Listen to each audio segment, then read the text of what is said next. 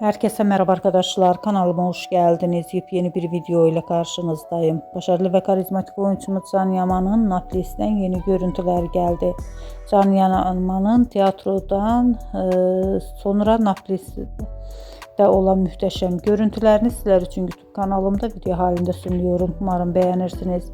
Arkadaşlar, videomu beğendiyseniz kanalımı izlemeyi ve bildirim butonuna basmayı unutmayın.